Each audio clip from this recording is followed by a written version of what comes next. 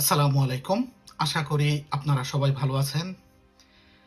আজকে এই ভিডিওটিতে আমি আপনাদেরকে জাপানে একটা সুন্দর লাইফের জন্য আমার লাইফে কি করে আসছি সেই জিনিসগুলো আপনাদের সাথে শেয়ার করব ৭-৮ মিনিটের মধ্যে। চলুন শুরু করা যাক। আমি জাপানে একটা সুন্দর লাইফের জন্য যে জিনিসটা প্রথমেই করেছি সেটা হলো যে আমার লাইফের প্ল্যানিং। আমি কিভাবে স্টেপ বাই স্টেপ কতদূর কিভাবে যেতে চাই সেই জিনিসটা আমি মোটামুটি যখন আমি ইউনিভার্সিটি পাস করি তখন থেকে একটা এক্সেল ফাইলে আঁকানো শুরু করছি যে আমার লাইফের মাইলস্টোনগুলো কি হবে, সেখানে ইনপুট কি হবে, সেখানে আউটপুট কি হবে, এবং সেই জিনিসটা আমি এই দীর্ঘ ২০-২২ বছর প্রতি বছর রিভিউ করেছি আপনার ভাবির সাথে, মডিফাই করেছি। অনেক ভুল ছিল, অনেক ঠিক ছিল, সেগুলা ঠিক করতে করতে এতদূর আসছি। এই প্ল্যানটা আপনার কি জন্য দরকার সেটা হলো যে উইদাউট প্ল্যানে আপনার অবস্থাটা এরকম হবে যে আপনি ঢাকা থেকে একটা প্লেন ছাড়ছে, কিন্তু প্লেনটা জানে না প্লেনটা কোথায় যায় ল্যান্ড করবে। টোকিওতে ল্যান্ড করবে, অস্ট্রেলিয়াতে ল্যান্ড করবে, ইউএসএতে ল্যান্ড করবে, জানে না। তো প্লেনটা যদি তার ডেস্টিনেশন না জানে তাহলে যেটা হবে, তাহলে কিন্তু সে আস্তে আস্তে উঠতে উঠতে তেল শেষ হয়ে যাবে, সে শেষ হয়ে যাবে। যার ফলে লাইফে প্ল্যানিংটা খুবই আপনার ইম্পর্ট্যান্ট একটা জিনিস। তার বাইরে যে ৬টা পয়েন্ট আমি খুব গুরুত্ব দিয়েছি সেগুলা একটু একটু করে বলবো, ১-১ মিনিট করে। প্রথম পয়েন্টটা ছিল হচ্ছে লার্নিং জাপানিজ ভেরি হার্ড। আমি আমার স্টুডেন্ট লাইফে এবং ওয়ার্কিং লাইফে ঢোকার পরেও আমি সবচেয়ে বেশি গুরুত্ব দিয়েছি আমি জাপানিজ ল্যাঙ্গুয়েজের উপরে। এবং আপনাদেরকে আমি খুব মোটিভেশনের সাথে বলতেছি, আমি কিন্তু আমার অফিসে কমপ্লিটলি জাপানিজে কাজ করি, কোনো ইংলিশ ইউজ করি না। যখন আমার আমেরিকা, ইউকে এদের সাথে মিটিং থাকে, খালি ওইটুক সময় আমি ইংলিশে কথা বলি। তাছাড়া ইমেল থেকে শুরু করে ডকুমেন্টস বানাতে শুরু করে কমপ্লিটলি আমি জাপানিজে কাজ করি। এবং আরেকটা জায়গা যেটা ফোকাস করেছি সেটা হলো যে আপনার ভাবিকেও আমি জাপানিজ শিখাইছি, শিখতে মোটিভেশন দিয়েছি। আলহামদুলিল্লাহ সেও N2 কমপ্লিট করে ফেলছে।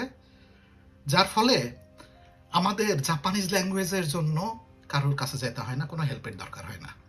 We are good enough as our family. এটা ছিল ফার্স্ট স্টেপ। সেকেন্ড স্টেপটা যেটা ছিল সেটা হলো আপনার মানি ম্যানেজমেন্ট।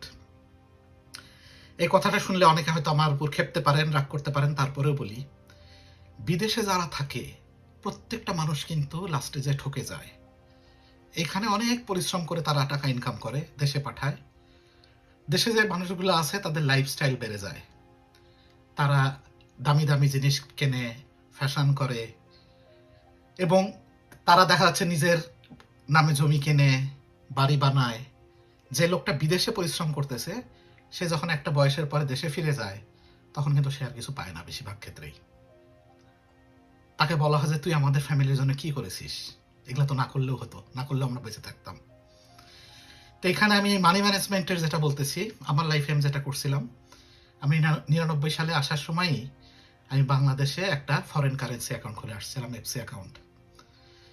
এবং আমি বাংলাদেশে যে টাকা কিছু পাঠাইছি পরিবার চলার জন্য, যেটা সেটা আলাদাভাবে পাঠাতাম, এবং আমার নিজের জন্য যে টাকাটা সেটা আমি শুধু ওই এফসি অ্যাকাউন্টে পাঠাতাম। এবং ওই এফসি অ্যাকাউন্টের আপনার অথরিটি কারোর ছিল না হ্যান্ডেল করার, আমি শুধু হ্যান্ডেল করতাম। যার ফলে আমার টাকাগুলা মিসইউজের হাত থেকে বেঁচে গেছে। তো এর মানে আমি কিন্তু এই বুঝাচ্ছি না যে আপনি আপনার বাপ মাকেও বিশ্বাস করবেন না, অবশ্যই বিশ্বাস করবেন, ভাই বোন বাবা মাকে বিশ্বাস করবেন, কিন্তু এই জায়গাটা কিন্তু একটা নজর দেওয়ার জায়গা। অনেক প্রায় 50-60% প্রবাসী কিন্তু শেষ জীবনে যায় দেশে যার কিচ্ছু পায় না। এই জিনিসটা আপনাকে মাথায় রাখতে হবে।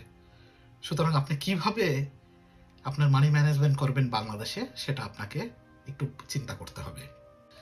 তারপরে যে জিনিসটা আমি করে আসছি সেটা হচ্ছে মানি ইনভেস্টমেন্ট প্ল্যান।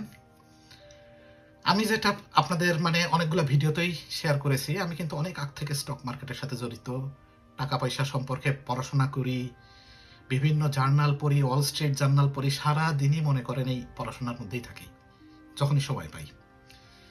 তা আমি যেটা বিশ্বাস করি, প্রত্যেকটা মানুষের লাইফে টাকা দরকার। আপনার যদি টাকা না থাকে, আপনি জীবিত অবস্থায় কিন্তু একজন মৃত মানুষ। বিশেষ করে ছেলেদের ক্ষেত্রে আরো বেশি। যেই ছেলের পকেটে টাকা নাই, তার অনেক বুদ্ধি জ্ঞান থাকলেও, অনেক ট্যালেন্ট হইলেও তাকে কিন্তু কেউ দাম দেয় না। ঠিক আছে? সুতরাং আপনার লাইফে আপনার টাকার দরকার, এবং টাকাকে ভালোবাসতে হবে। কেমন ভাবে ভালোবাসতে হবে আমি বলি।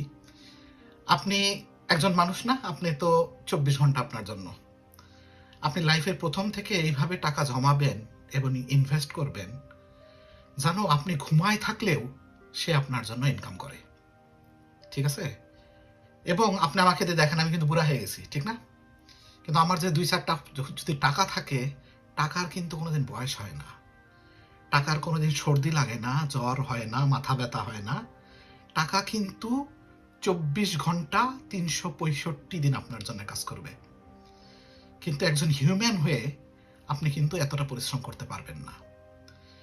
তো আপনি যদি আপনার বিভিন্ন diversified income source, passive income source তৈরি করতে পারেন, তাহলে আপনি যখন ঘুমায় থাকবেন, কথার কথা, আমি ধরেন আমি আপলের শেয়ার কিনছি আমেরিকাতে, আমি ঘুমায় আছি, আমেরিকাতে আপল আমার জন্য তাদের আইফোনের মডেল, নতুন নতুন মডেল বানাচ্ছে, বিজনেস বাড়াচ্ছে, ইনকাম করতেছে, সেখান থেকে আমি একটা বেনিফিট পাচ্ছি, ঠিক না? তার মানে আপনার ইনকামটা এরকম করতে হবে, প্যাসিভ ইনকামগুলা, যেন আপনি ঘুমায় থাকলেও আপনার টাকা আপনার জন্য ইনকাম করতেই থাকে। তো এরকম একটা যদি পরিবেশ তৈরি করতে পারেন, তখন আপনি দেখবেন যে আপনি মানুষ একজন, কিন্তু আপনার টাকা আপনার জন্য ইনকাম করাতে আপনি 4-5 জন মানুষ যে ইনকাম করে, আপনি সেই ইনকাম করতেছেন। এরকম একটা যখন আপনি পরিস্থিতি বানাতে পারবেন, তখন কিন্তু আপনার লাইফটা অনেক সিকিউরড হবে। টাকাকে ভালোবাসতে হবে, ঠিক আছে? একজন ইয়াং ছেলে যখন একজন মেয়েকে ভালোবাসে, ঠিক না, কত কি করে, তারপরে সে মেয়েটা রাজি হয়। টাকাও কিন্তু না ভালোবাসলে আপনার কাছে আসবে না। টাকাকে পেতে গেলেও আপনাকে তাকে ভালোবাসতে হবে, তাকে প্রপোজ করতে হবে, তাকে আপনার যত্ন করতে হবে, তাকে গ্রো করার সুযোগ দিতে হবে। এই জিনিসটা আপনাদের সবাইকে করতে হবে। তারপরে যে জিনিসটা আমি খুব আমার লাইফে গুরুত্ব দিয়ে আসছি, সেটা হলো জাপানে পিআর পাওয়া এবং পাসপোর্ট পাওয়া। ঠিক আছে? কারণ আপনি একটা কোম্পানির আন্ডারে যে জব করবেন, তারা আপনাকে ভিসা দিবে, কোম্পানিটা হুট করে উঠে যেতে পারে, ঠিক না? কিংবা গভর্নমেন্টের রুল চেঞ্জ হতে পারে। এখন জাপানে বর্তমানে দেখেন, অনেকেরই কিন্তু যাদের 1 বছর 1.5 বছর করে ভিসা নিয়ে কোম্পানির থেকে চলতো, তারা কিন্তু এখন একটু টেনশনের মধ্যে আছে। আপনার প্রথম থেকেই টার্গেট হবে যে আমি একেবারে রিকোয়ারমেন্ট ফুলফিল করে যত তাড়াতাড়ি সম্ভব পিআর নিব কিংবা পাসপোর্ট নিব। তাহলে যেটা হবে, আপনাকে কিন্তু অন্যর উপর ভিসার জন্য ডিপেন্ডেন্ট হয়ে থাকতে হবে না। এবং আপনি যখন পিআর এবং পাসপোর্ট নিয়ে ফেলবেন, আপনার জবে তখন কোনো রেস্ট্রিকশন থাকবে না। যেমন আপনি যদি এখন ইন্টারন্যাশনাল সার্ভিস ভিসায় আসেন, আপনি যে ক্যাটাগরিতে আসবেন সেই ক্যাটাগরিতে কাজ করতে হবে, ঠিক না? কিন্তু আপনি যখন পিআর পেয়ে যাবেন কিংবা পাসপোর্ট পেয়ে যাবেন, তখন কিন্তু আপনার আর কোনো রেস্ট্রিকশন নাই। ধরেন আমি যদি এখন শিনজিকু স্টেশনের সামনে যেয়ে 12 ভাজা শশা বেচি, কারোর বলার কিছু নাই, আমি বেচতে পারবো, ইটস লিগাল। ঠিক আছে? এরকম একটা জিনিস আপনাদের মাথায় রাখতে হবে।